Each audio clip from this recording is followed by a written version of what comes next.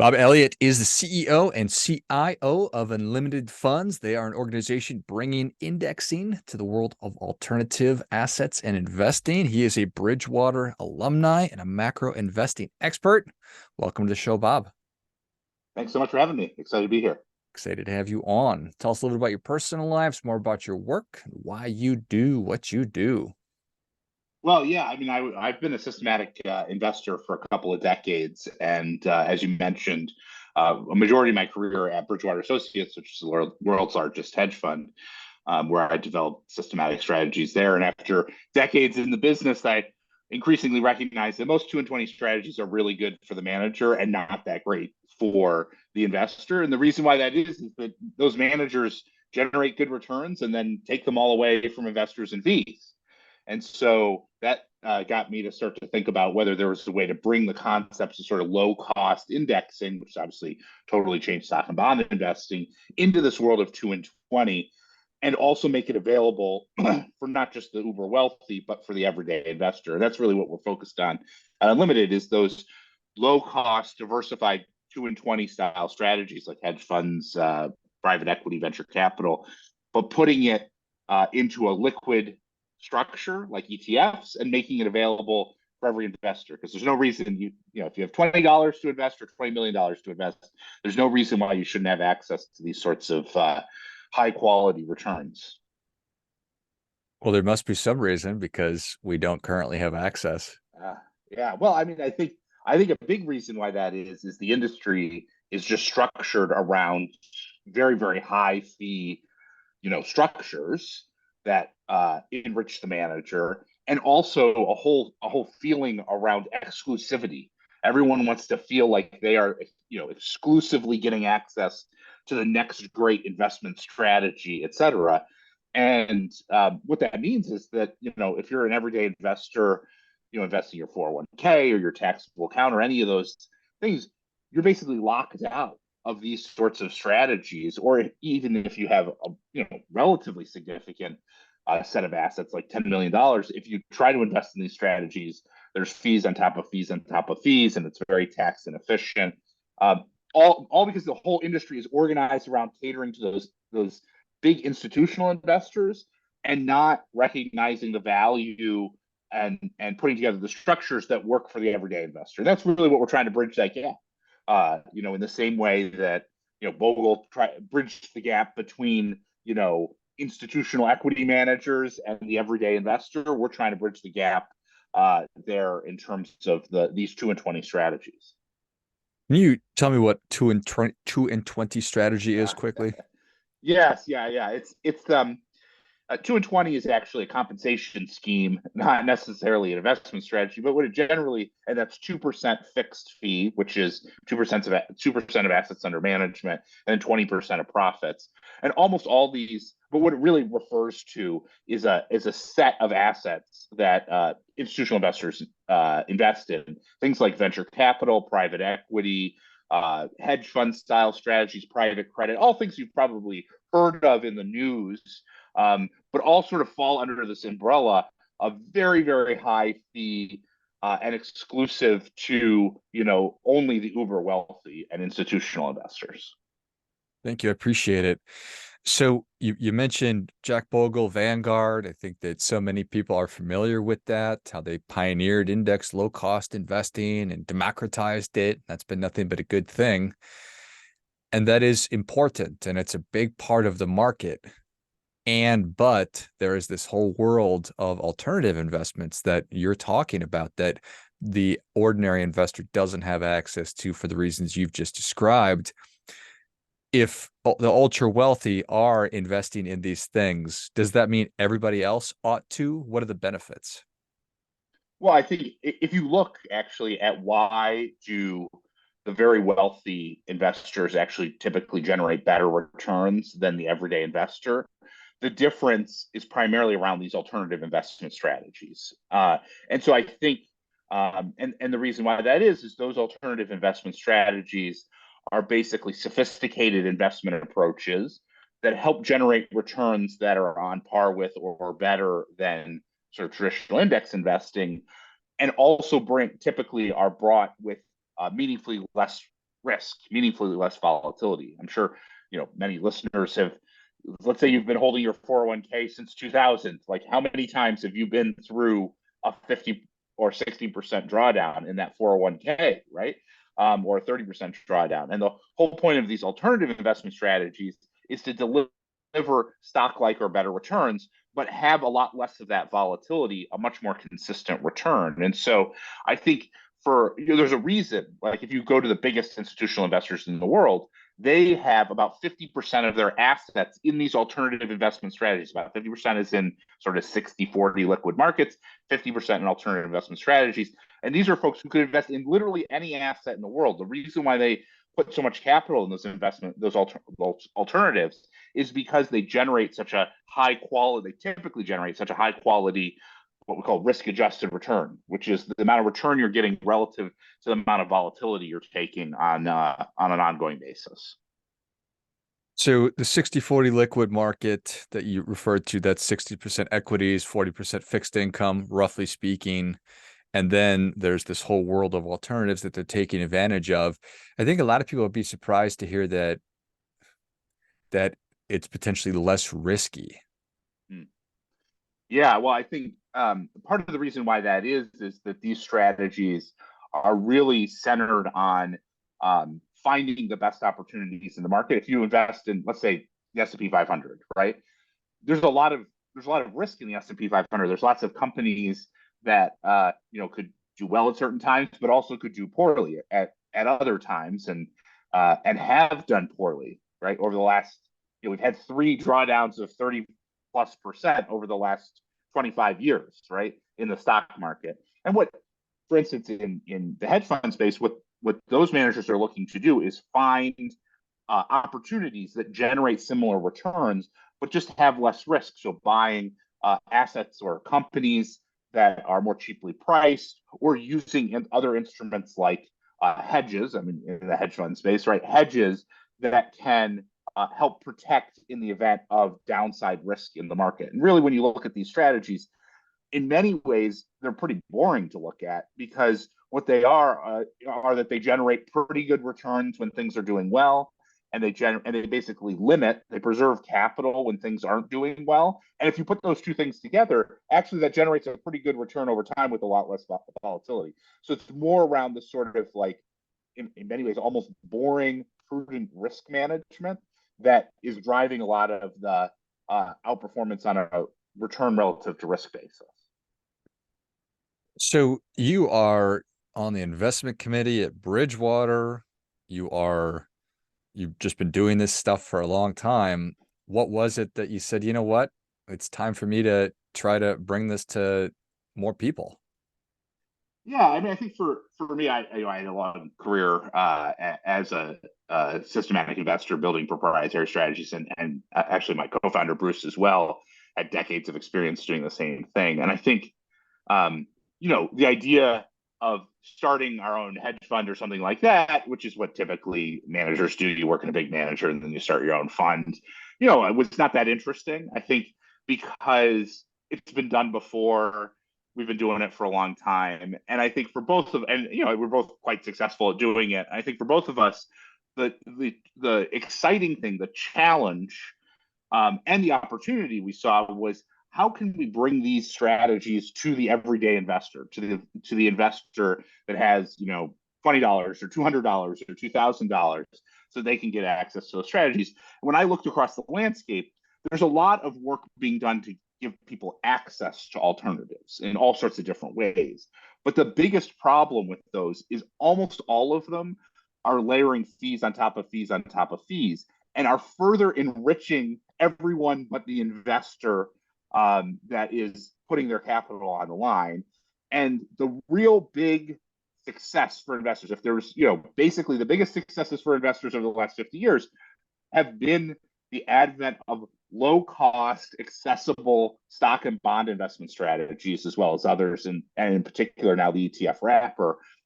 And so there's a huge opportunity I saw, and in order to bring those sorts of sophisticated strategies to the everyday investor, with this core idea being more access, lower cost. And that's really what gets me out of bed in the morning. That's an exciting mission to build over time, because if we can bring these strategies to investors, they can then have better, more consistent returns, less risk, plan for retirement better, have better life outcomes that come with a more prudent management of their investments. It sounds great.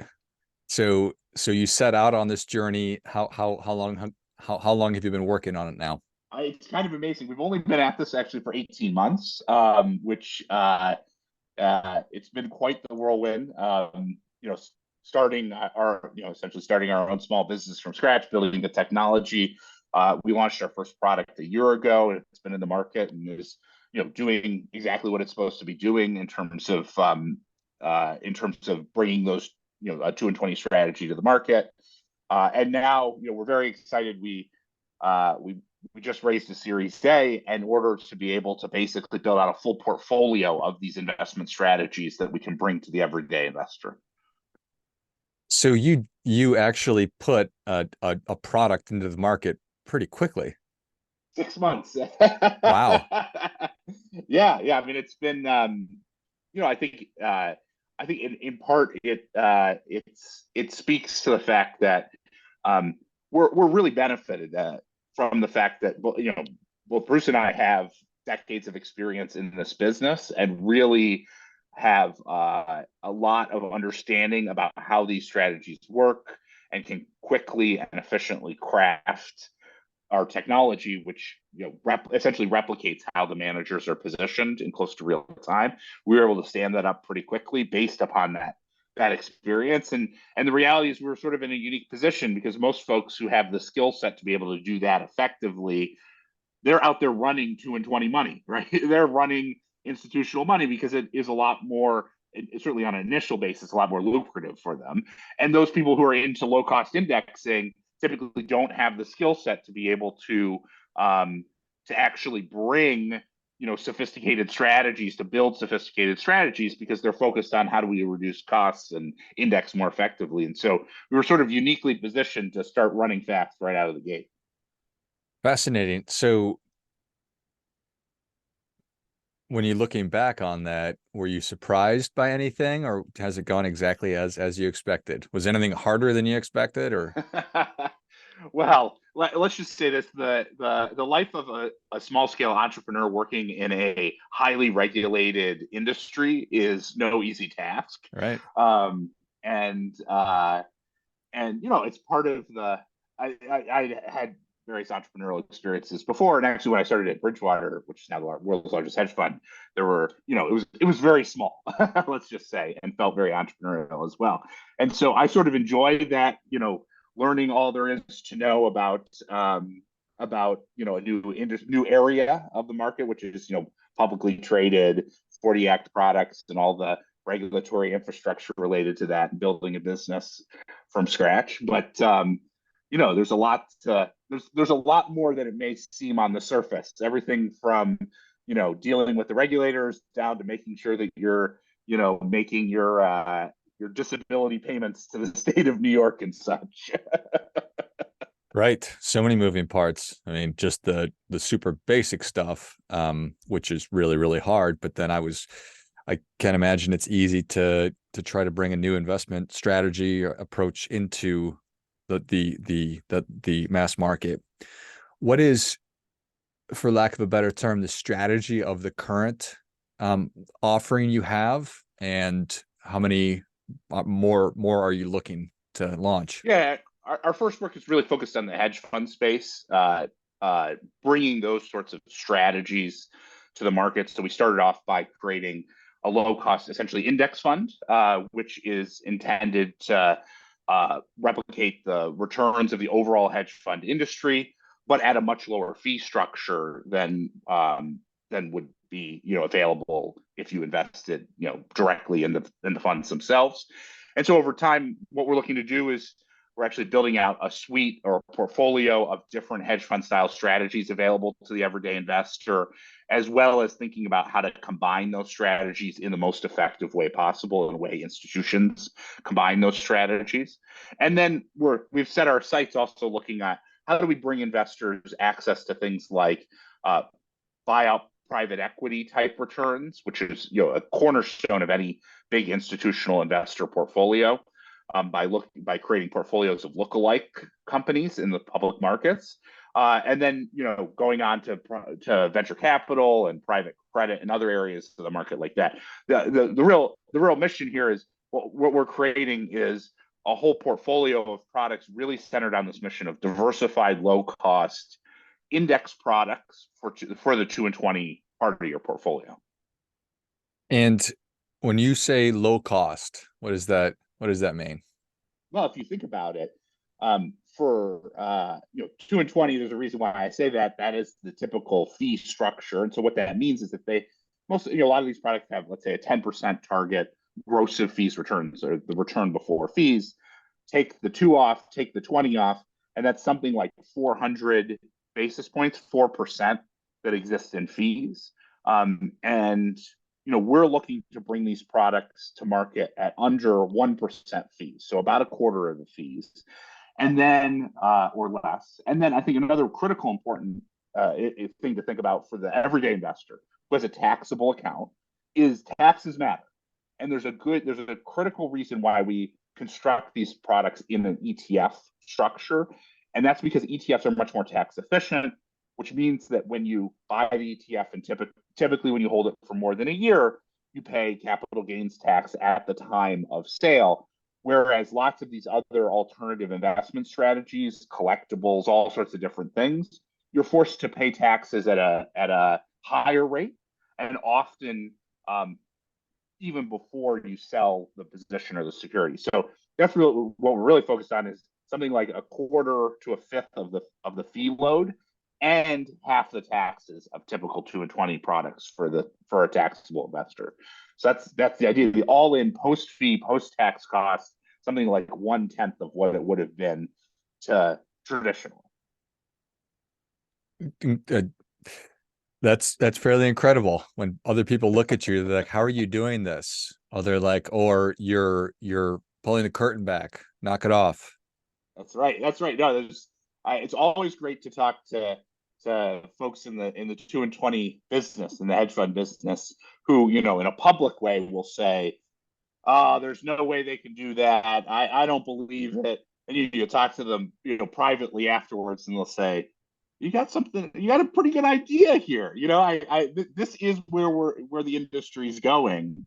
And I'm just, most of what they say is, "I'm just trying to hold on before you get really ramped up," is what they mostly say. Funny. Yeah. They're self-aware, at least. Good enough. Good. Do you see a future where are you currently able to be inside of IRAs and 401ks? Yeah, well, I mean, we could probably veer off and have a long conversation about the 401k industry, which is controlled by a very small handful of operators that have fund structures that are way too high fee and inefficient. So we're not going to get into those structures anytime soon because of their structural exclusion of sophisticated or different investment strategies in those products. But for investors who have self-directed IRAs, self-directed 401ks, or taxable accounts, in particular, these structures are particularly beneficial in taxable accounts because the ETF wrapper allows you to trade or invest in these products as if you would a single stock. And that has a lot of tax advantages over time by shifting what is often would look more like dividend income or distribution, short-term capital gains distributions into a longer-term capital gain structure. So it's actually quite a good. We think of it as a product designed for taxable accounts as well. Yeah, that makes a lot of sense. I love it. Well, Bob, thank you so much for coming on. Where can people learn more about unlimited funds and where can they buy them? Yeah, if you're interested in our products, they're available on all the major platforms. So you can go out there and look up Unlimited on the platforms, and you'll find our products. You can check out more about what we're doing with our products at unlimitedfunds.com. com.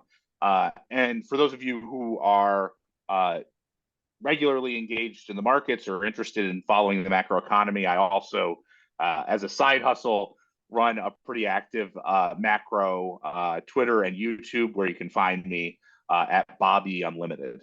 Definitely check that out. Excellent.